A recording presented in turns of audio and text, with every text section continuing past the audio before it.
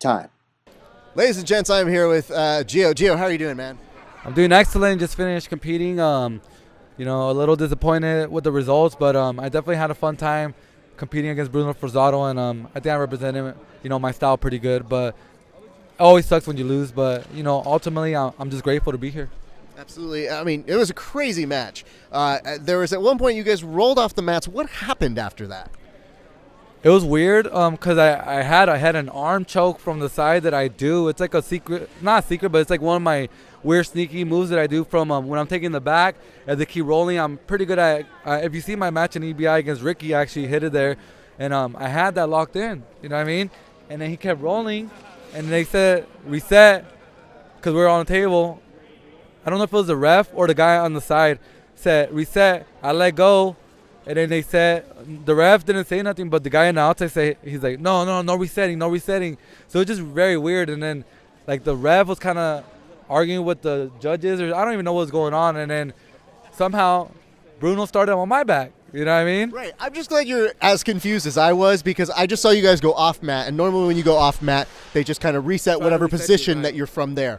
So that's where I thought you ended up. So then I had a choke. I had a head and arm, and I wouldn't let go of it if it wasn't like, if we were on the table, you know what I mean? Like, there's just nothing to do at that point. It was just stupid. We're on concrete, So I expected them to reset me with at least that head and arm control.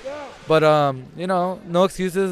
Things happen, obviously. I'm just saying from a fan perspective, we were just confused as to what the hell happened. And it's one of those things where you have a dominant position, you go off the mats, and then suddenly it's like, oh, well, he's got your back now, or he's able to work from turtle with you. So it's a little disjointed. However, it didn't take away from how exciting the match was. Right. It was just confusing and weird. It was a little confusing, and, when there's a lot of rules, involved, then that means – there's going to be some mistakes. Humans make mistakes, and that's why I like to simplify events like EBI.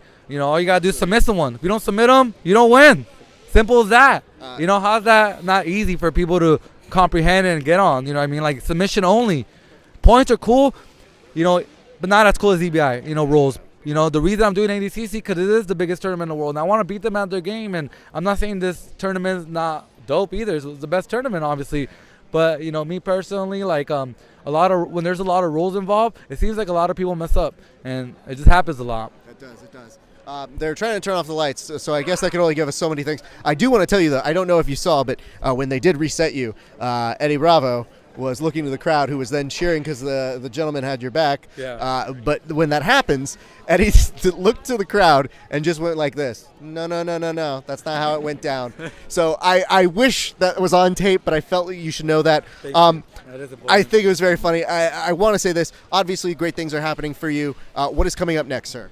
Right now, I've been really focusing on opening up my new gym, 10 Planet Oceanside, which should be open by the 1st of next month. So I got to do a lot of work these next couple weeks. And then me and Boogeyman and a couple of our crew guys are going to throw a sick event coming up, sick Jiu-Jitsu events. And we're paying our competitors. So I'm sure if you're a local, you already heard about it. So, make sure you come and check us out if you're nearby. And there's going to be a lot of sick matches coming up. And hopefully I get to go to Finland. You know what I mean? Like, I'm pretty better. Yeah, I'm pretty sure. I didn't get to do the trials today, which is kind of weird for me. And I knew, but my boy Ricky got second place, silver, and he represented. So you know what I mean. So I'm gonna make sure that if I do go to Finland, I get gold. Because man, I got that gold in arena. I'm hungry for that gold. But like I said, I enjoyed myself today, and I learned a lot about myself, and I can't wait to go home and start training again. I love this. I have to ask this, okay? You always say this, and I can't let you go before I ask this question because it's very important to me. You say that freaks don't sleep, right? Yep. Okay. Do they nap? Yes. Oh, okay. We cat nap. You cat nap. Okay. Cat nap, but freaks don't sleep. We just cat nap. You know what I mean? It's just like every time when you look at it, you're like, freaks don't sleep. But I was like, you do need to humanly sleep. So we'll take a little cat naps here and there. You know what I mean? Fair enough. But even when we're sleeping, like sleeping, our mind's still going. You know what I mean? So you can call that sleeping, but I'm woke. You know what I mean? So. I love it. Gio, listen, I don't want to keep you here for too long. Thank you for taking out time for us. Thank you for a fantastic match here today, sir. Always great stuff seeing you. Keep it locked here at verbaltapcast.com for more information, you guys. Don't sleep.